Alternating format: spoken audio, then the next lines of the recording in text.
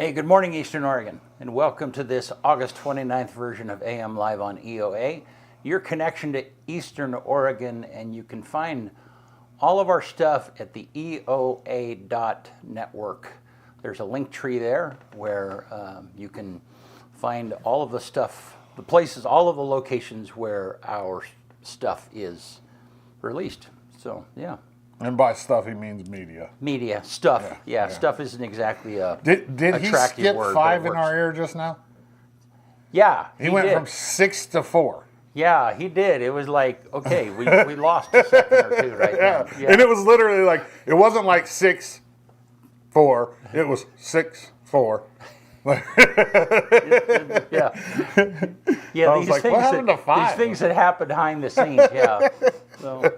Do you know the origin of the nursery rhyme? It's raining, it's pouring. You know what it's about? Mm-mm. It's about drinking. Really? Yeah, I just found that out today. It's raining, it's pouring. The old man was snoring. Yeah. Yeah. Yeah. It was a New York Times post. Somebody wrote that the origination of "It's raining, it's pouring" is about an old man getting drunk. Yeah. What's funny because I've seen has nothing to do with weather. I know, rain. and there's a number of things like that when you kind of track back where did that saying come from, and I mean there's just a various number of places. It's weird. Yeah, it's weird. Trivia. That's probably in Trivial Pursuit. Yeah. Yeah. I think me and Johnny could beat just about anybody in sports trivia. In just straight up trivia. We're both pretty good at it. And we both kind of have different, like we talked about it because they used to have a side A trivia, or they probably still do. Yeah. And we talked about going down there and doing it, but I didn't want to hang out at a bar. Yeah. I mean, I will rarely do that. Well, you'd certainly win the math stuff, the numbers stuff. Yeah, numbers for sure. The sports stuff. Yeah, and Johnny, you know, he can remember. He has a way better memory about like. He can go back in the NFL all the way to like the 60s. Like, and he could tell you who the starting quarterback was in the Super Bowl, you know, like crazy things. Yeah. I'm not sure the history stuff you'd do very well. No, I don't like history. That's where I would hope he'd pick up the. He'd pick that up, yeah. Yeah, I'm not a bit. I mean, I enjoy hearing. I don't want to read about history. I don't want to. You know what's funny is, I mean, and that has changed as I've gotten older. When I was young, I mean, me taking history in high school, or I mean, that was like awful. But awful. But now I find myself, it's like the jokes that they make about older people watching the History Channel. It's like, yeah, I'm all over that. Yeah, not me. No. Yeah. Same thing with English. Like I get it, and I'm good at it. Like I got A's in all my college English classes, but it's like so unless you're actually going into a profession, like nobody writes like proper emails anymore. I very rarely do see them. So why did I have to learn all that stuff? Why did I have to do a research paper? Like, what is that? I mean, I guess I learned about the subject I was doing the research on and how to cite and all that, but I've never used that in real life. So here's the question. So when people text me and they'll say, "Good morning, Brent," and they'll, and then they'll have a text, it reminds me that I hardly ever do that. I mean, I will say, "Hey, this is Brent," and then I'll start. But well, if I'm texting somebody, I don't tell them who I am. They know who I am, unless it's somebody that I've never like texted before. Well, I guess that's the question. So do you have a sense of, whether you should be courteous and say, even with somebody "Good morning"? Yeah. You have a feeling for that? I mean, if it's like one of my buddies, I'm not saying good morning. If it's like Benny or somebody right? That No, works, no. I'm not saying good morning. But if it's like somebody that I guess like professionally, like I would say hey, if I'm texting a coach, Eddie, good morning, hey, how's it going? Or, right.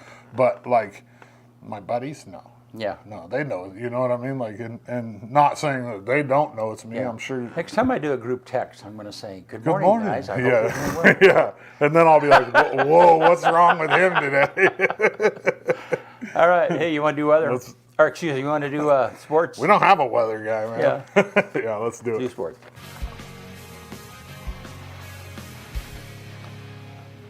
AM Sports Report brought to you by Northwest Furniture and Mattress. Are you creating a home office? Whether you have a dedicated room or a cozy nook, high quality furnishings from Northwest Furniture and Mattress will help you maximize your space and productivity. Transform your work environment today. Big Red Rocking Chair on Elm, off Adams in LeGrand. Northwest Furniture and Mattress. High school football tomorrow. LeGrand takes on Astoria at 6 p.m. up at Community Stadium. Super excited about that. That'll be live streamed right here on EOA Live, on the EOA Live network, that is. Pendleton will also host Scappoose at 7 p.m. That'll also be live streamed right here on EOA Live.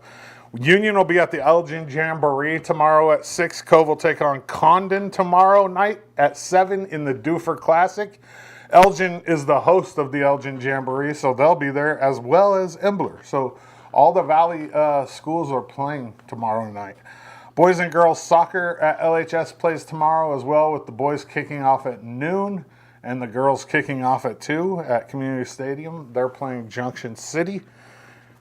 Union County Little League is looking for 8 volunteers that are 16 and older to help serve breakfast from 5:15 to 9 on September 9th and 10th in Elgin during Cycle Oregon. In exchange for their help, Cycle Oregon is making a donation to the Elgin teams to go towards fields, equipment, and other necessary items.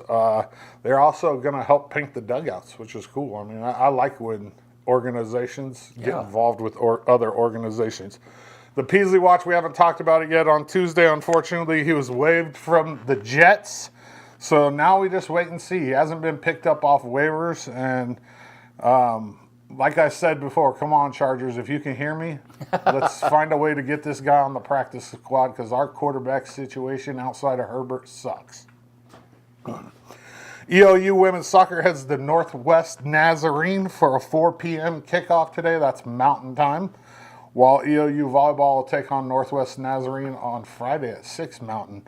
If you're interested in watching those, you can watch them on YouTube. All you have to do is just go to the search bar and type NNU Sports, and it'll take you right to their YouTube page, and you can watch EOU soccer and volleyball take on Northwest Nazarene. Interviews with Kira Vaughn and Kiana Mack from EOU volleyball will air tomorrow, and they're really good interviews. These girls are all, Khaki only brings in like the best, like really. Look for interviews coming from EOU football, cross country, and EOU men's soccer coming up in the next couple of weeks. AM Sports Report brought to you by Northwest Furniture and Mattress. Go check it out. The Daggett family does a lot for this community, especially when it comes to athletics, so complete that circle. They support me to bring you guys sports information, and you go support them, and that's how the circle closes. Oh yeah, Gabe reminded me in my ear. I almost forgot. Well, I didn't even put it on my thing today, and it's been a constant for the last 3 months. If you have the means, there's a QR code on the screen. You can scan it. It'll take you right to the GoFundMe account for the McKinley family. Cade is a 3-sport athlete at LeGrand. He's got a rare some form of Ewing sarcoma cancer that he's battling, and they say that the battle is going to take at least 18 months, so the family could use some help financially. If you're not a GoFundMe person, there's an account set up at U.S. Bank right here in LeGrand. You just go in and tell them you want to donate to the McKinley family or Cade's Courage. I also still have a bunch of those bracelets. If you're interested, they're free. They say, "You got this." There's a baseball. They say Cade's Courage with a cross and a tiger, and then there's a wrestler on there too. They're pretty cool, and it just shows that you're in support of his fight against cancer. Good stuff. Yeah, and I already said AM Sports Report brought to you by Furniture and Mattress. But for reals though, the Daggett family is legit, and they do a lot for this community. Absolutely. Yep. We appreciate the businesses that Absolutely. that support us, and not only do they support it, and the theme is like Northwest Furniture and Mattress and Rock and Sons and Hobby Habit. And this is that they also support other teams and organizations, and they give back to the community here locally. Mike Rudy says, "Good morning, gentlemen." Good morning, Mike. Yeah. All right. So let's take a look outside, and it's beautiful up. Man, it was cool this morning. was like jacket cool almost. And so, did you wear a jacket? Or did you come I like did that? wear a sweatshirt. Well, it was just Yeah. a hoodie, Yeah. a zip-up hoodie. Yeah, because it has that feeling. But Yeah, but I mean, it's not gonna in get the warm. next couple days. Yeah. Yeah. So we're let's gonna look at the burn graphic. up. Yeah. Oh God. So 84 today, and then 93, 96, 98, almost 100 degrees on Sunday. Ooh. So, yeah. And is this Labor Day weekend? Yeah. This is. Yeah. So, yeah. So we're probably not working on Monday unless we have some big project burning down. That's all right because I'm working on Saturday. Yeah. Yeah. EOU's got a scrimmage at home, football at 1. Yeah. Yeah. So it's like, I have the guys all the time with like, hey,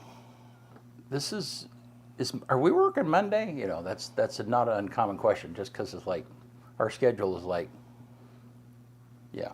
Yeah, we don't. Yeah. We don't really look at the days off. So, yeah. I just don't show up, and if I'm wrong, then I'll ask for forgiveness rather than permission. You kind of run on your own schedule anyhow. Very much so. So, all righty. Well, cool. Well, glad you're here with us. Dr. Kelly Ryan, the president of Eastern Oregon University, is going to be with us here in just a minute to talk about all things EOU. We'll be right back.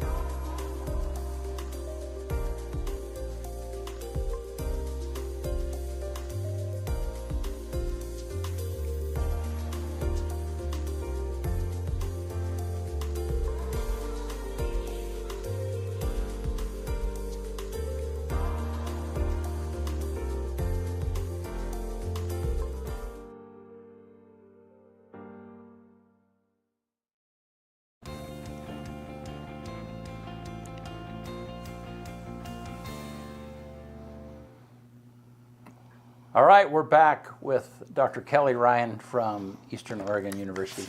How are you?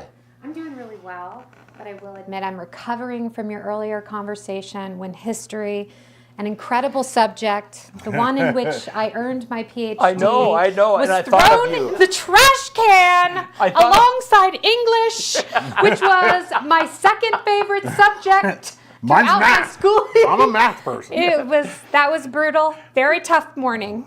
Yeah. So, and Gabe in the control room is saying, "Yeah, Dr. Ryan, I'm with you 100%." Yeah, thank you, Gabe. Amen. Let's take a poll. Somebody if you're listening, type in the comments: sports and math or history and English, one or the other. Sports and math. Well, you can't put sports with those other Why not? three categories. Okay, PE and math. No, you can't even do it. It's a class. It's all right. You can get a degree in it. Yeah. It's just like history. You can get a degree in physical education. Yeah. So it's all right. We don't have to go too far down this rabbit trail. That's good. We don't want to end this in tears this morning. Please. So, but let's start there. I mean, that's super interesting, though. Did you always, I mean, like when you were young, Yeah. did you care about history?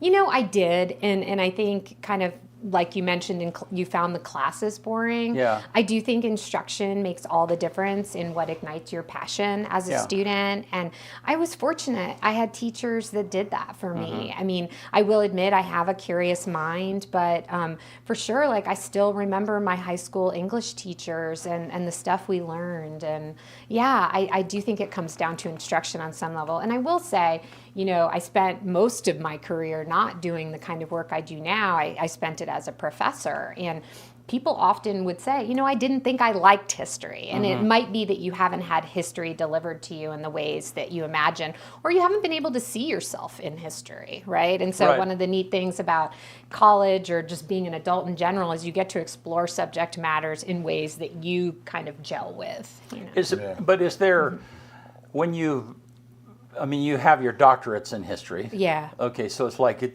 so is there ever a part where it's like, oh wow, that happened so far away from me and so long ago that it's less interesting than something. I mean, for you as a historian, is there a scale of what is more interesting and less interesting? Well, there's certainly, I think, more interest in 20th century history among kind of like your average American than, say, maybe the American Revolution or the Civil War. But, you know, I think about history every single day, and it's because history is the genesis of where we are now, right? There's no way for me to understand the world without the context in which I live. And so, you know, and for me, it's not a matter of how distant it is. It's like the interrelationship and why change happened and why the context of change happens. It helps you understand the world. I mean, it really does help you understand your place in the world. Well, and it's so interesting because I think that there are things that we see in society, especially with younger adults, and they don't know how really. I mean, there's a perception that they don't really know how we got here to where we are. Yeah. So then they're missing that context. Yeah. I mean, there's so much information, especially on social media, that goes out there that has no. It's not the whole story. It's very true. There's no context to it. Yeah. And so, and I mean, I totally understand that. Yeah. I do think it leads to greater understanding in the world too. You know, through the study of history or even the study of the English language, you know, you learn about multiple perspectives and the importance of really doing a deep dive to understand the world, to put things in context. You know, a lot of what we do in college, in the liberal arts in particular, is just coming to an understanding of how to think critically and making it a rigorous part of the way you engage with the world. Right. Yeah. So, do you think we're missing the thinking critically part? I mean, I know I'm like handing you, I'm throwing you, lobbing you balls that are really easy for you to hit. But yeah.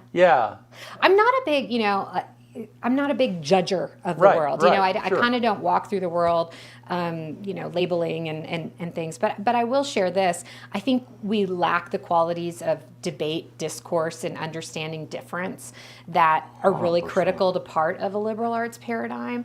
You know, it's okay to disagree with someone. It's okay to have a different opinion, so long as your opinion is rooted in the rigors of critical thinking, right? I mean, we don't have to all end up at the same conclusion. And I think, you know, liberal arts really is critical to that, and having just that wide breadth of knowledge and learning about different people. You know, that's such a neat thing that this world offers, is the ability to learn about people who are different from you by reading a book, you know, or watching a movie or whatever. Do you think that, because I went to a liberal arts school, Northwest Nazarene, and I enjoyed my education. Well, I wouldn't say I enjoyed it. I absorbed it. You know, I mean, that ability to think outside of myself and outside of my own experience, I discovered there. But it was so interesting. I had a physics professor, and he was more of a friend. I mean, physics was totally outside of my area of study. But he did a course on problem solving, and that was really early on when. It seemed like, looking back, that hadn't been identified as an element. I mean, problem solving has been around forever, and that was certainly a part of my upbringing with my father. He was very mechanical, and he had the ability to. I mean, if you grow up poor or ranching or whatever, you got to figure that out. So, but I guess the question are those two different sides of the brain? You know, where your analysis. You know, where you're studying history or you're studying the details of a topic, how do you get to that point of like actually applying that to a problem? I mean, maybe talk about that a little bit. Yeah, sure. I mean, I think that what happens in college, like your experience, is that you just kind of, it becomes second nature to the way you think. So you don't necessarily sit here and think, oh, I'm taking in multiple perspectives currently. But the truth is, if you want to truly problem solve in any way, getting to the best solution requires thinking about various ways to accomplish that task, that thought, that debate, that argument, argument, and then finding what the best route there is, Right. right? So, and of course, there are many ways to engage in that process, but I think it's about being deliberative. Right. Well, and so I mean, do we when we critically look at when you have the opportunity to kind of look back on where higher education has been Yeah. and is, do we get people, or where are we at in the problems? I mean, Yeah. the other day I heard something about project-based education, and so I kind of really, I had never heard that exactly that way, but it totally makes sense. Yeah. The actual application of what it is. Now, I mean, if somebody becomes if they're studying to be a teacher, then into that is based, you're going to spend time in the classroom, you have a student teaching experience, or a medical professor or something like that. Are we missing some of that, or is that available in some of those other thinking things? I don't know. Yeah. There's a question in there somewhere, and I'd like you to talk about that. Yeah, I'll grab at it. And I think it relates back a little bit to what Kyle said in his dislike of writing research papers, right? That was actually applied learning, right? That Right. was actually Right, applied right. learning. That was Exactly. you having to work through a topic, come to a conclusion, make a solution, and make an argument about it, right? Usually in something like that. But then there's other kinds of topics. And EOU is really good at this, doing like community-based or service-based learning, doing projects that help you apply the skills you're learning in classrooms. Right. And this looks different depending on what. So taking history, for example, a group of historians that are history majors and history students at our school just helped Hot Lakes develop a greater understanding of their own history, and that helps them with marketing. And, Sure. and so in essence, they've applied history there. But there's other projects like, the work with the Rev, for example, our interns who are out in our community. All of that is applied, right? All Right. of that is applied. It requires expanding your lens beyond just kind of work as work, like the work we're doing here today. There's no doubt in my mind that the research paper that Kyle wrote helps him be a better communicator today, even though he may not admit it. It was about sports. I mean, that was the good Well, thing. of course it was. but the point is, all of it does. Practice Right. makes perfect, and all of this work, all of this development leads to an end goal. Speaking of history, when you think about the history of higher education, which is how you started with your framing of your question, it was started for two reasons. One is to help develop professionals, largely in the ministry at Harvard. But second was also that transformative nature, that does get into your soul, where you're doing the types of things where you're learning about topics you might not have otherwise encountered, right? And it just develops you as a human being for those who are interested and willing to do so. And those two things remain central to higher education today. Awesome. Good. And I agree with that. I mean, I appreciate and understand the importance of English and history. They just weren't my. It wasn't my thing. No, what I mean? my cup of tea. I think back the papers that I wrote and the research that I did and the footnotes and the references and all of that. I would have never volunteered in my life to do that ever. Of course you wouldn't. But Of course you wouldn't. but you're right. But I know how to do it now. I know the value of references. I know the value of research, and I'd have never learned that had I not gone through those experiences. When you kind of think outside the box, like President Ryan was saying, like obviously that research paper has helped me, but I was just saying, like, I've never wrote a research paper since, you know what I mean? Like, I've never actually like had to sit down and, hey, like my boss doesn't say, hey, give me an 11-page research paper cited about the Padres. You know what I mean? Like, it's just not like the actual like process of it doesn't. Yeah, I would, and I would never ask you to do something that I would never. The door's read. right there. Like, I'm not going to read that. What? And not to belabor the point, but I must again, given this, I spent years doing No, this with dude, my life, yeah. but still do. But I think one critical aspect of this too is part of being taken seriously by our peers in society is being able to converse well, right? And like, Absolutely. so if you have a problem like with your medical insurance, you're going to have to be able to write a pretty good letter Right. that's going to be taken seriously. And all of that stuff in our daily interactions matter. The way we present ourselves, and you know, that's what your English paper and your history knowledge does. Yeah, too. that makes sense. What do you have to do? Like, what do you have to have or do to be called a historian? Well, you know, you don't have to go the route I did. You know, some of the most famous historians, you know, Doris, McCullough, all these things, Doris Kearns, they don't have PhDs. They have a great many researchers who work for them who are probably budding PhDs. But I would say anyone who's in the field of history, you know, and that could be a museum worker. Okay, you don't have to have like something published, or you Yeah. don't have to have a degree. You can just be a historian. Yeah. Now, I would say, you know, scholars of history, people like myself, we would kind of expect you to have a credential. I'm unlikely to like kind of engage with McCullough scholarship in something that I would debate historians with. But the truth is, I imagine most human beings don't care about my scholarly debates, but as much as I do. You know.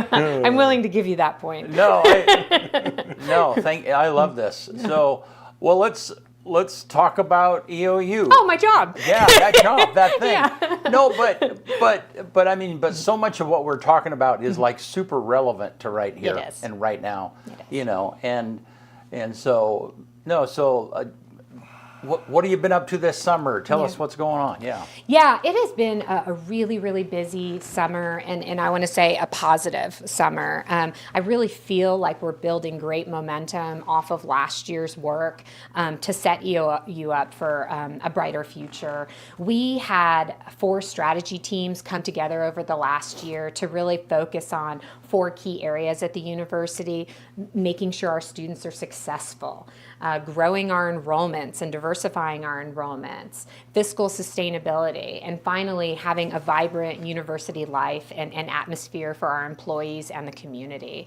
And the community came together and developed proposals from across the university, and they just did a really terrific job. And they've come up with great ideas that we're going to start putting into effect. In fact, we've already started the work of putting them into effect this year. And so we're really excited for the rollout of that. Ways that we can really improve and serve our students and each other better.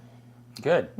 And you just came back from Taiwan, is that right? Yeah. And you said that's what you're recovering from still. Yeah, well, I'm recovered now, but last week was a bit of a bear. So I went to Taiwan with the 3 other regional university presidents in Oregon, Southern, Western, and OIT, and we visited 3 universities and several other kind of professional areas as well as government offices in Taiwan to look at building relationships with them. Taiwan has really ambitious goals around bilingual learning and even being a bilingual nation, and Oregon wants to play a role in that. Representative Paul Evans on the west side is the one who initiated the trip for us, but it was just it was a really good experience getting to see where we fit in their world, and now the work is, how do we cement these partnerships? We were able to sign a memorandum of understanding with Wenzhou Ursuline Language University while we're there, and now I'm meeting with the deans next week to kind of build up those relationships and make sure they keep going. So, this is your second fall, right? Yeah. So you've been here just a little over a year. Because did you come in the middle of the summer?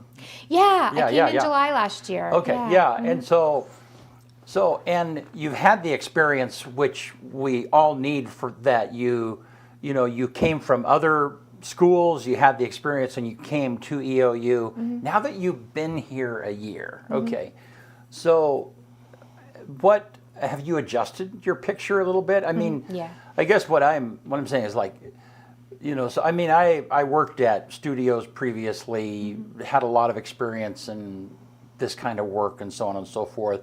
And so it gave me a kind of a foundation on which to build this business. But there are times when I'll go to another studio or I'll go to another TV station and it'll be like, holy smokes, that's something that we can do, Are you having those experiences yet on an EOU level? Yeah, absolutely. At the end of the day, we're always learning and growing as human beings, and certainly this transition has been one of enormous growth for me. I came here with some conceptions, and even my first few months I had some ideas, and now that I know the community better and spent the time listening, I think I do have different conceptions and ideas, and kind of a more solid footing. There were a lot of similarities between Southern Indiana and Eastern Oregon. But there are very stark differences as well. And so I think, kind of getting a hold of those has been really important for me. And getting to know this area. Truth be told, when you're a new part of a community, everything is just difficult. In addition to that, I have a very big job. And, just learning the people, learning the histories and all that, it's very time consuming. Your question's well timed, Brent, because, just even on my drive here, I thought today, gosh, it's so nice to know where I'm going this time, from the last interview when we were together. So I think there's a kind of lower barrier in terms of my day-to-day interactions. There's still a lot to learn and grow and develop at EOU, of course. But yeah, it's been a very formative year for me. So what is, I don't know, can you grab a hold of any of those things recently? I don't know, maybe in your trip in Taiwan is like, wow, that is something that we could, because sometimes you go someplace and there's low-hanging things that you could adopt easily, but you just haven't thought about doing. Is that you have any of those thoughts that have kind of come? I think going back to the strategy teamwork that was accomplished, I think there was a lot of low-hanging fruit in our EOU policies and culture that it's time to revisit. And so now we can kind of do that work now that we have, a body politic on campus who's willing to do so. I think, addressing some of like our admissions policies, for example, making sure that we're as student-centered as possible. One of the new things that we're doing this year is making it a lot easier for students to get answers to questions. So what you'll see in the fall is something called the Mountaineer Information Center. So rather than students kind of going from office to office trying to figure out how do I get this answer about financial aid and also make an appointment with my advisor, they're going to be able to go into one spot and they're going to be able to do both those things to set themselves up better for success. I think, too, there's a lot to be said for learning about the community in which you reside.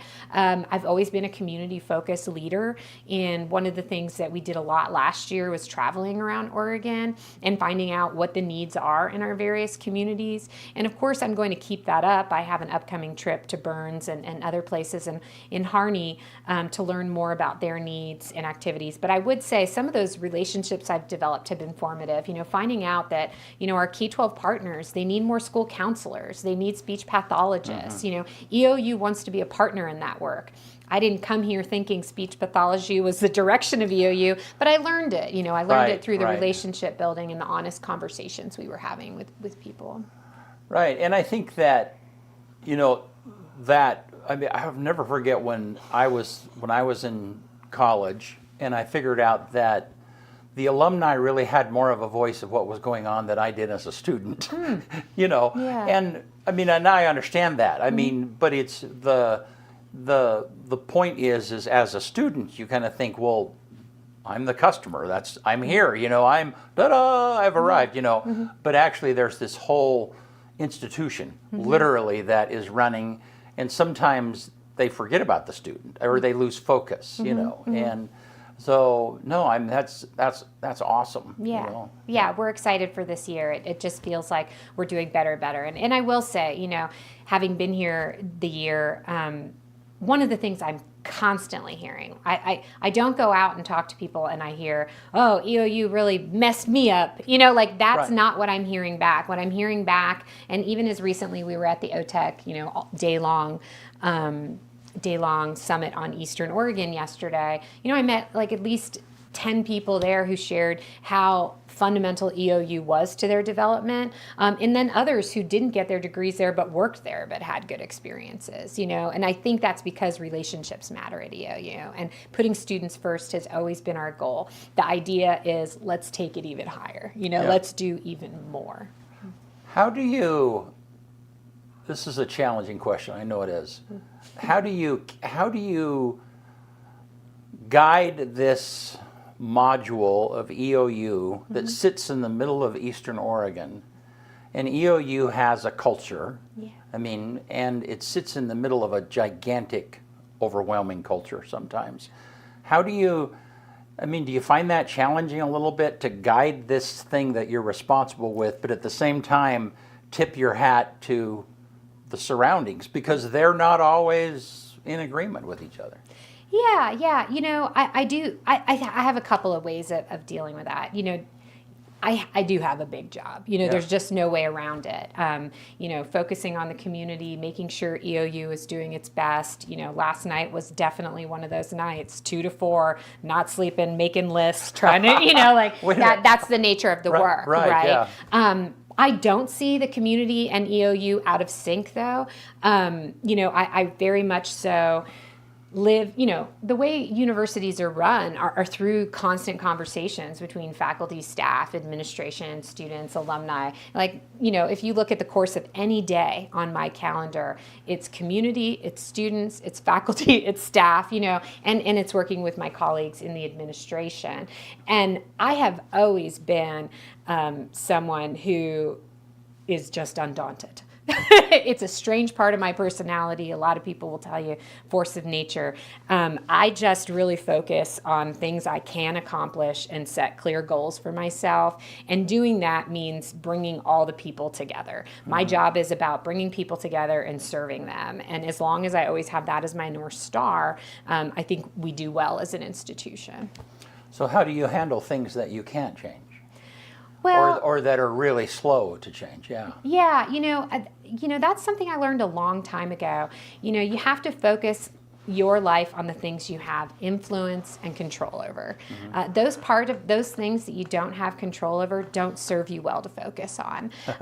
You know, there are always going to be, you know, certain things that I'm not going to have control over. But where I can use influence, I want to. I want to debate people. I want to share different ideas. I want to make sure that I'm sharing a set of facts that they may not have considered. And I want to make sure I'm listening to those other person's set of facts because, you know, maybe there's something that I'm missing, right? You know, and I think that's the challenge of life, right? We go through life and not everybody is always agreeable. And certainly as a leader, I'm a target for a lot of anger and dissent. But at the same time, you know, you go through your day as a human being and you really do just focus on what you can do. Yeah. Good. I have a question. Yeah. It's kind of off, but it's all right. I like to know like stuff about people personally. Okay. Did you have that suit when you came to EOU, or did you buy it since you've been You here? know, I'll share with you first. It is not a suit. This is an outfit fully designed and developed by me, i.e., I matched the dress with the jacket. Okay. But did now- you have it before you came? Actually, this dress I purchased, I want to say about 5 years ago. It's navy. Yeah. It's EOU colors. That's Yeah, why I'm I do asking. love blue, so that's solid. I'm guessing this jacket is a post-purchase. I have had to purchase, I think, 2 navy blue jackets for the job. I like it just because of the color. But Well, how do you thank you. decide what you're going to wear in the morning? Do you have a plan, or do you just wake It up and say, Absolutely depends on the meetings that I have. Hey, it does? Yeah. Particularly in the summer, I might do a lot more internal meetings, and so I will dress according to the needs of the day. Today we have a really big day. You know, I had to come and meet with y'all and teach you that history matters, and I, you know, we're meeting the foundation. These are people who have given their time and Right. energy and resources to the university, and I must respect that of them. Couple administrator meetings, and then university updates this afternoon. So I this need is to look this well. is the big day Yeah. dress and coat, because we Yeah. can't call it a suit. Yeah. This right. is a day where, but other days it is more casual. It's capris and a nice. Man, I was like it. thinking she did this for us. No.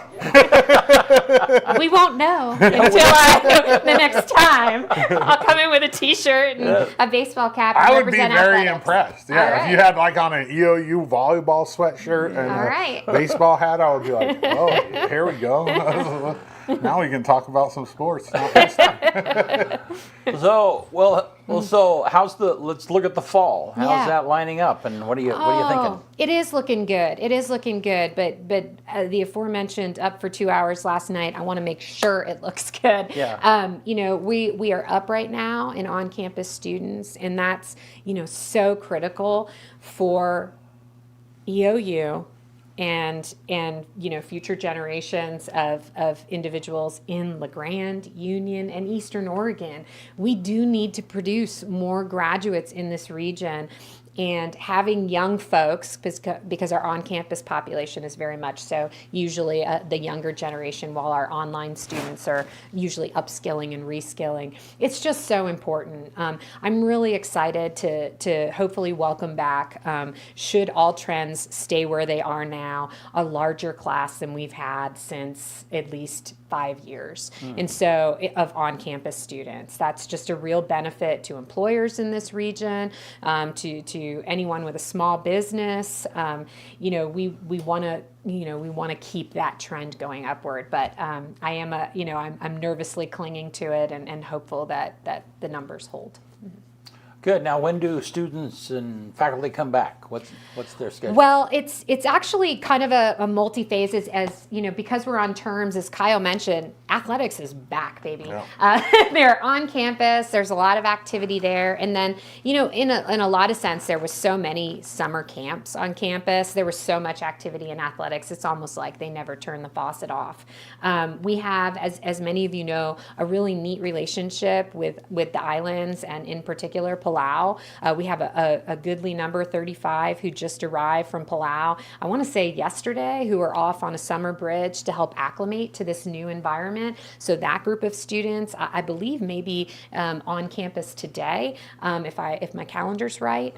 And then our students will return the week before the first day of school, which is the 23rd, and faculty very much so in the same vein. We've got a lot of activities coming up. If you go to eou.edu, one of the really great innovations we did last year through VP Tim Seidel's team was having calendar events that really shows all the activities going on campus, and you can see we are ready to grow this year. I mean, it is. I went through it yesterday and just sort of giggled at what a magical transformation I've seen in just a year. I mean, so many events to really capture the hearts and minds of our students, and I encourage actually community members to take a look at it. I mean, there's always fun for everybody at EOU, and so we're doing a lot to try and capture those hearts and minds of our new students. Good. Part of that's EOU Wow, Week of Welcome. I know a little bit about that because one of the girls that used to work next door was like one of the people that kind of, I don't know if it was volunteered or it was her job that like kind of ran it. And I have a EOU Wow T-shirt actually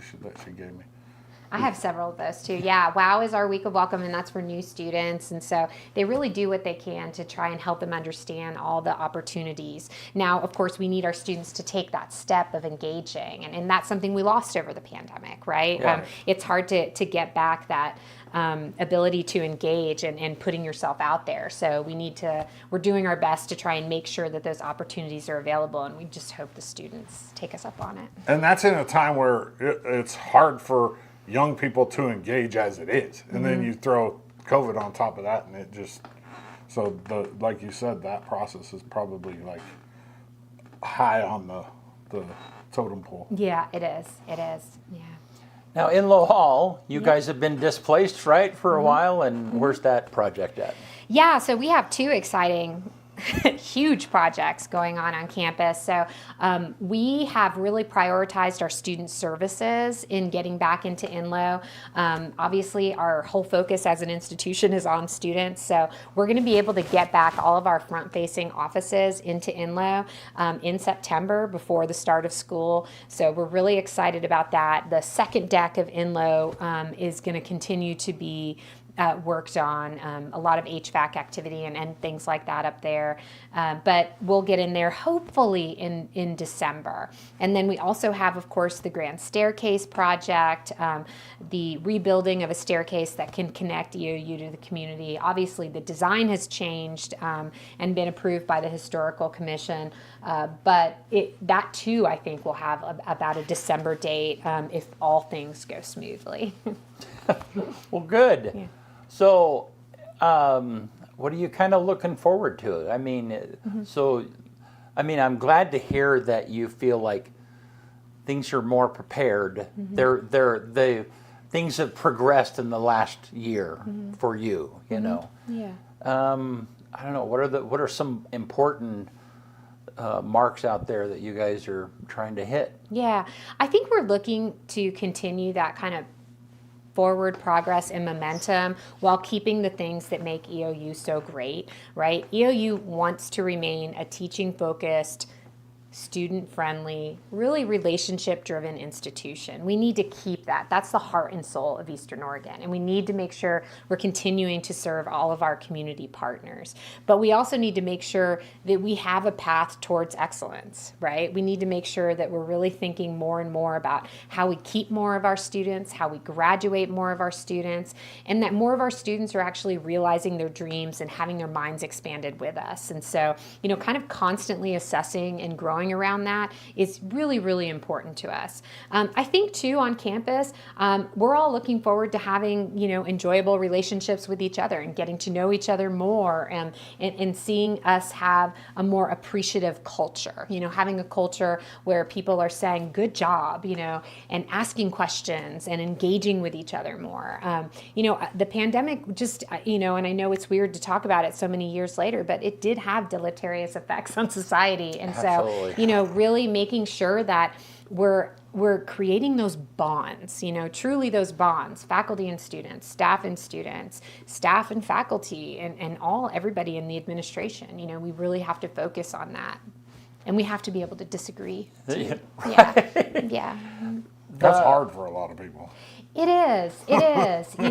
It's interesting. I grew up in a family where, we were okay disagreeing, but you're right. It's so difficult for other people, and I try and be mindful of that, but I get really irritated. I always go back to and I'm not great at it, but I always go back to and my grandfather used to say this. He was a Marine. He was a warden in the Federal Bureau of Prisons, and he always used to say, "Seek to understand before you seek to be understood."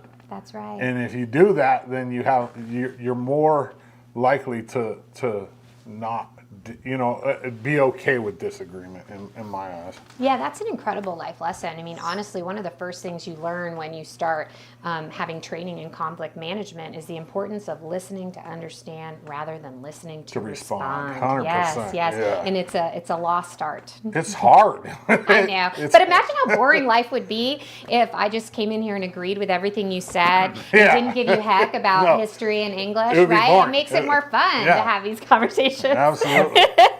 Well, and that leads to something I'm thinking about is that I've been in situations before where I've come in as the leader of an organization, and I really had ideas, but I didn't have all the answers, and I had to encourage, and even in our staff, I mean, I want pushback, I want a discussion. Yeah. Are people around you giving you that? Do you feel like? Absolutely. I mean, do you feel like that you're engaging in an actual conversation and you're able to disagree until you find consensus? Yeah, I mean, honestly, university life is about disagreement and resolution, just being frank, The way, for example, I think these strategy teams are kind of a microcosm of what you just described, right?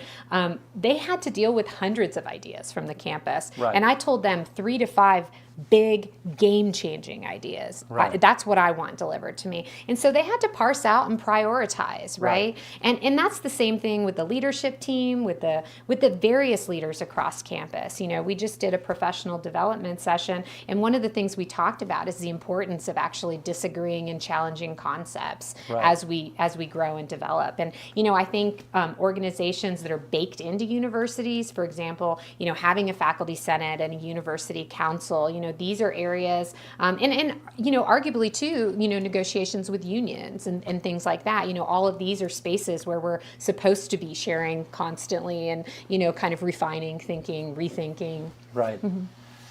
So how do you measure, and I asked this same question of Chief Bell not too long ago, how do you temper what it is that you might see wrong but not micromanaging? I probably I probably veer, I would say my faults are veering in the other direction. I tend not to micromanage because I'm a fiercely independent person and I want people not to micromanage me. All right. Yeah, and I think that most faculty have my disposition. Right. We're kind of used to being able to do what we do. I don't tend to micromanage. I'm trying to actually learn to do a little bit more touch points and things like that, in my discussions with folks. One of the things I'm very comfortable, being in the spaces that I've occupied here at EOU, and that is being part of vigorous debate and resolution. And, I think this year with getting the strategy work done, I really see it as a promise to the university. And so I'm driving that pretty hard. I'm really asking a lot of the leadership team and the campus to really deliver on the promise we made to each other when we initiated these strategy teams of creating a better EOU. And I tend to veer towards inspiration and open conversations to get work done. But you do obviously reach a point in some cases where you're like, listen, this has to get done. Right. Let's get it done. Right. And usually those are more personnel related. Well, and you found, I've mentioned this example several times. When you own a business, you walk into it. If the garbage can be moved around the corner, you just move it, and whatever.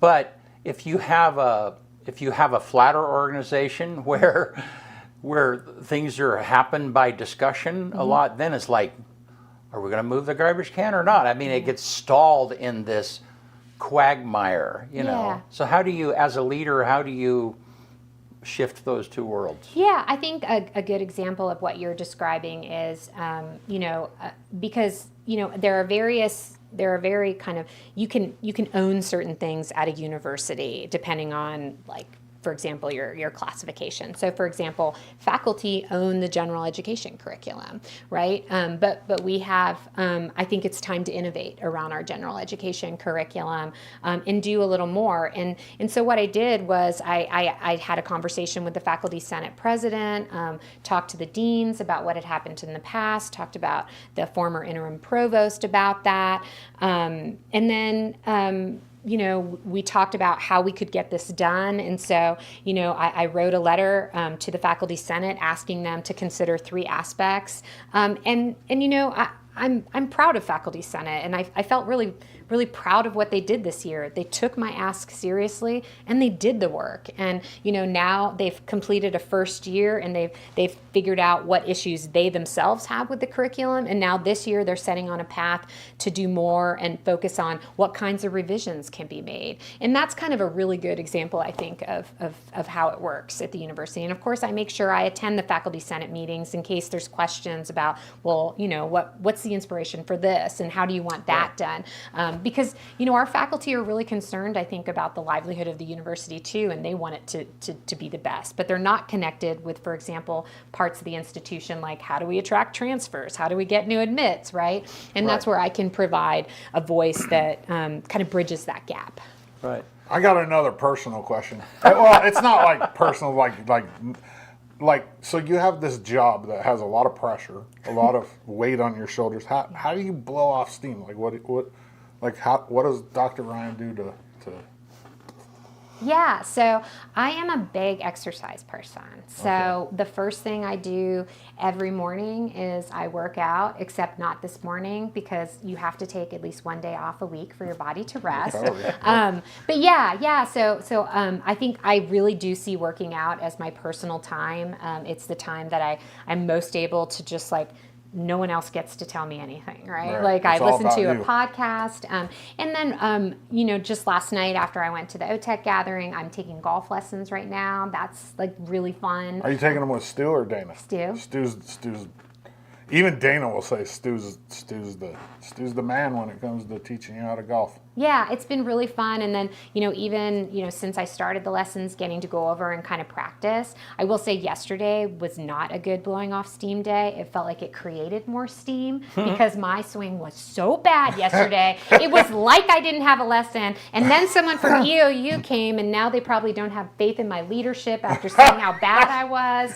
A lot of issues. But yeah, funny. Things like that are really great for me. Once you start hitting the golf ball clean, flush, golf becomes so much funner. When does that happen? It takes a didn't little while. happen yet. It will. It will. But but golf becomes like so much funner when you have a confidence that you have a good tempo and you know you're going to hit the ball fairly flush.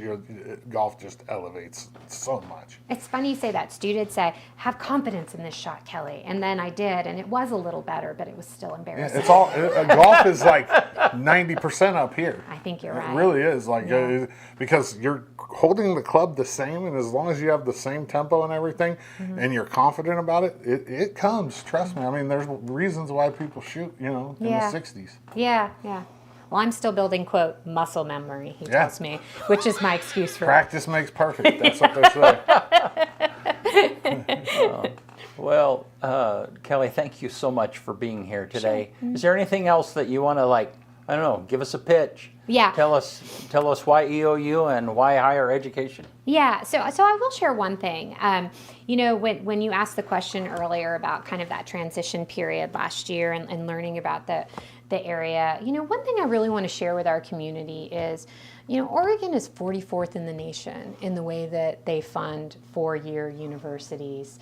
And that creates a really big issue for places like LeGrand, which are at least partially reliant on the university to have a livelihood in activities, for example, all the sports, having the arts, having individuals employed, student workers in their businesses.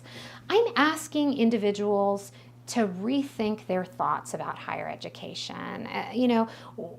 Why would we as a state endorse being so bottom dwelling in the way that we fund higher education when we know very well all the great benefits that higher education delivers to communities particularly like ours? And I have found that disappointing, and I don't blame Oregonians for it. Certainly we have a budget, and I'm more mindful than most of the necessities of staying within a budget.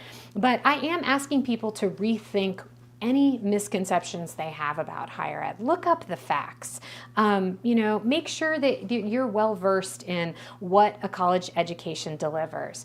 Eastern Oregon University offers the most affordable four-year degree in Oregon, and we're really, really proud of it. We've just been named a college of distinction. Only 3 public universities are on that list in Oregon.